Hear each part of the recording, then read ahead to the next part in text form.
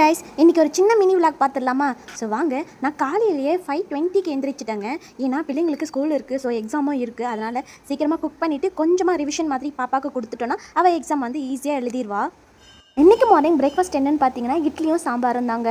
இதை பாப்பாங்களுக்கு ஊட்டி விடுறதுக்குள்ளே என் பாடு போதும் போதும்னு ஆகிடும். அதுக்கப்புறம் ஹரிபரியாக போய் ஆஃப்டர்நூன் லஞ்ச் வந்து நம்ம கட்டி விடணும். அதுக்கப்புறம் பார்த்தீங்கன்னா பிள்ளைங்களுக்கு நல்ல ட்ரெஸ் நீட் பண்ணிவிட்டு அதுக்கப்புறம் பவுடரும் பொட்டும் வச்சு விட்டுட்டு பிள்ளைங்களுக்கு ஷூ அண்ட் செப்பல் போட்டு விட்டுட்டு ஐடென்டி கார்டும் கையோடு கொடுத்து விட்டுருணும். ஏன்னா எனக்கு ரொம்ப ஞாபகம் மறந்துடுவேன்.